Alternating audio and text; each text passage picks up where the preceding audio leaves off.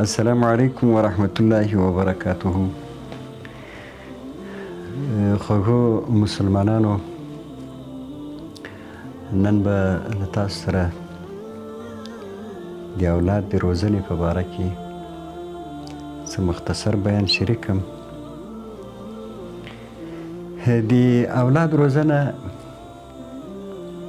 ډیره مهمه ده، په دې خاطر باندې چې یو صالح انسان ټولنې ته وړاندې کول دا د ټولنې جوړښت، دا د ټولنې د جوړښت ابتدا ده چې یو نیک او یو صالح انسان ټولنې ته وړاندې شي.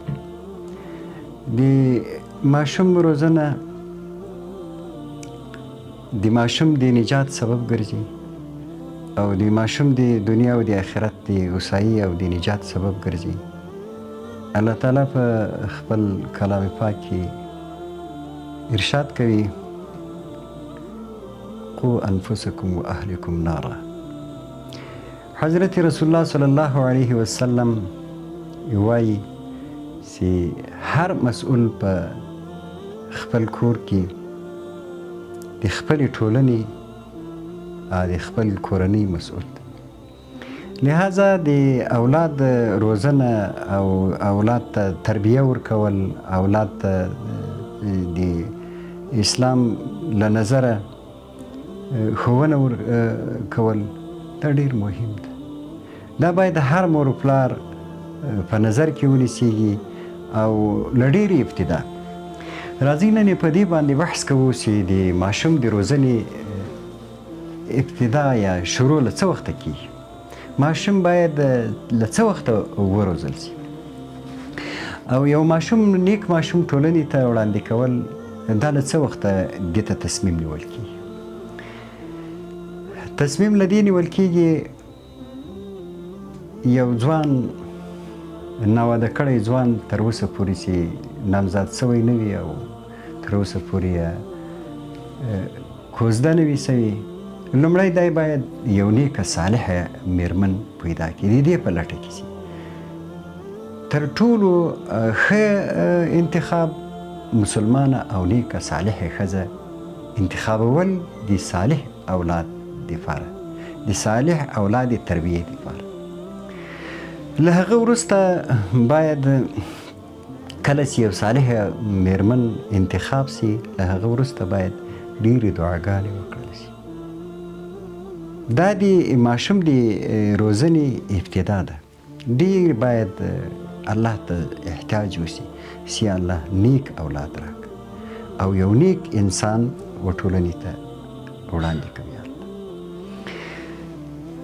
له هغه وروسته باید کله چې یو انسان، یو مسلمان د کوروالي اراده لري، نو باید دی تر دې له مخه چې کوروالی کوي باید بسم الله ووایي او دعا وکوي چې الله تعالی شیطان له موږ لرې وساته او هغه څه چې موږ ته راکوي له هغه څخه الله تعالی شیطان لرې وساته. او کله چې ماشوم دنیا ته راځي او د دغه مور او پلار په دې لټه کې او په دې هڅه کې دي چې د یو صالح انسان ټولنې ته وړاندې کړي او ښه تربیه یې وکوي، نو هغه به لومړی هغه ته په غوږ کې اذان ورکوي او بیا به له هغه وروسته چې کله په غوږ کې اذان ور وکړي بیا به یې په تالو پسې د خورما خوږوالی موښي او له هغه وروسته به بیا سر ورخري، عقیقه به یې کوي، یو نیک نوم به ورته انتخابوي چې یو ښه نوم. ځینې خلک داسې دي چې هسې یو د ډرامو د دې شیانو نومان، دا نوم ډېر مؤثر ده په تربیه کې، په صالحوالي کې، دا باید ورته انتخاب کړي. کله چې دی په خبرو باندې راسي او وګرځېږي، په خبرو باندې شي، نو دلته خو ابتدا داسې ده چې یو صالح انسان ته تربیه ورکوو او هغه ټولنې ته یو نیک څوک وړاندې کوو، نو دا ماشوم به پر دغو شیانو باندې نه ویروي، د غلو په کیسو باندې، د بلاو په کیسو باندې، د پیریانانو په کیسو باندې، خاص کر د زړه په وخت کې چې هله د بلا درله او دا شیان د ماشوم په ذهن باندې بد تاثیر کوي او دا ماشوم بیا بې زړه لویږي او دا ماشوم بیا داسې څوک کېږي چې هغه بیا ټولنې ته خلقو ته ځان ته خدمت نه سوای کړی.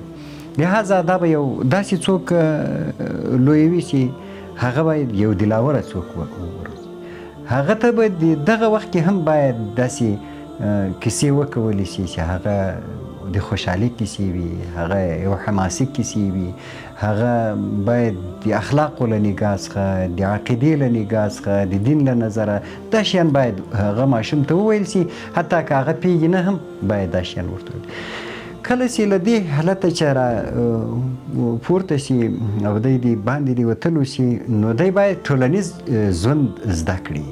ماشوم پرېږدي چې هغه ماشوم ټولنیز زندگی وکوي او له نورو ماشومانو سره لوبې وکوي. البته تر څار لاندې باید دا کوچنی تر د مور پلار تر څار لاندې باید له نورو ماشومانو سره ژوند وکوي چې تر څو پورې دی یو ټولنیز ژوند زده کړي.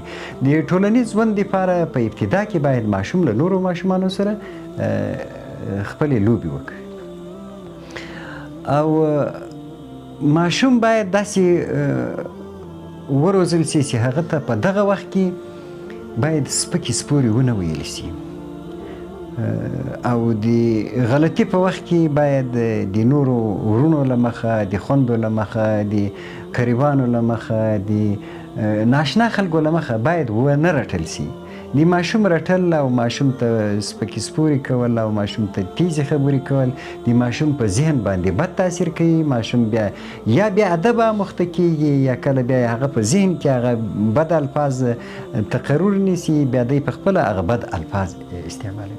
لهذا ماشوم باید په داسې یو انداز باندې هغه پوه کړل شي په خپله غلطي باندې چې هغه ماشوم ته دا درک ورکړل شي چې دا یې غلط کار کړی او حتی که ابتدا وي په دغه اول کار یې غلط کړی وي باید بیخي ونه رټل شي او ماشوم سره باید مینه وکړل شي او مور و پلار باید په ډېر ښه الفاظو باندې او په ډېر مینه او محبت باندې، البته په هر څه کې اسلام یو معتدل دین ده، دغه مینه او محبت د نازې هم باید په اعتدال باندې وي، داسې نه وي چې هغه بې لارې شي او بې ادبه شي. نو لهذا د ماشوم روزنه او ماشوم ته ځانګړې پاملرنه کول د هر مور پلار، د هر ځوان او د هرې خور دا وجیبه وظیفه جوړیږي. باید له ابتدا څخه دغه ماشوم له دغه وخته باید په نظر کې ولري چې څنګه یو نیک او صالح ماشوم او یو خدمتکار څوک چې هغه ټولنې ته خدمت وکوي داسې یو څوک وړاندې کړو. کله چې یو انسان په دې فکر کې وي نو به یې زندګي هم خوندوره وي او ټولنې ته به یې یو هوسایي راوړي. د اوس لپاره هم دومره بس ده، انشاءالله د آینده لپاره به په نوره تربیه باندې هم بحث کوو. السلام علیکم ورحمة الله.